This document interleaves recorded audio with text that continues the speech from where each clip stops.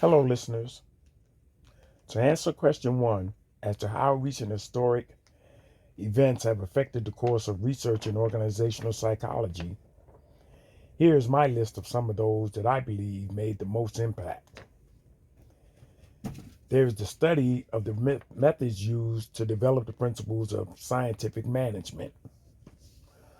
One of the emerging principles at work was the idea that problems in the workforce should be empirically studied. This principle was wholeheartedly embraced in the field of organizational psychology.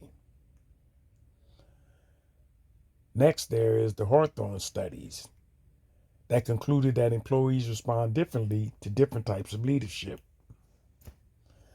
This led to the employee counseling, then later to what is known as employee assistance programs.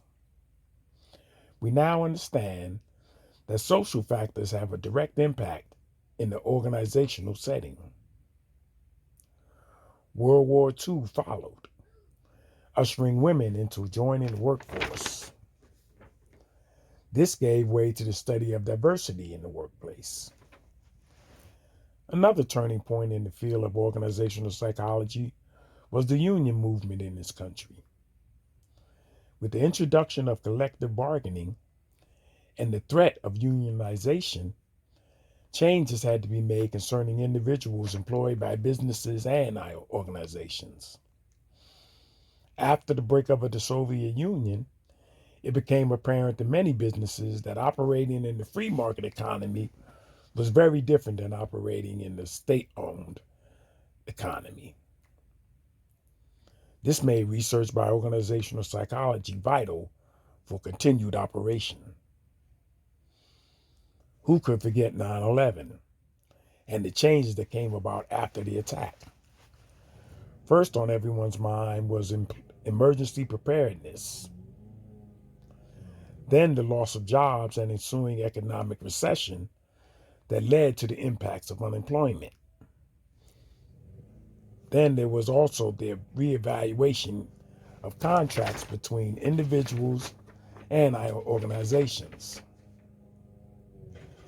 An example of this would be the return of soldiers after the Vietnam War, when the people of this nation believed that the government wasn't being totally honest with them when making reports about the war. This brought about a change in consciousness and expression. People were less likely now to follow blindly behind authority. And in the workplace, a need for employee motivation became apparent. All of these historic events, I believe, led to the groundwork for organizational psychology research.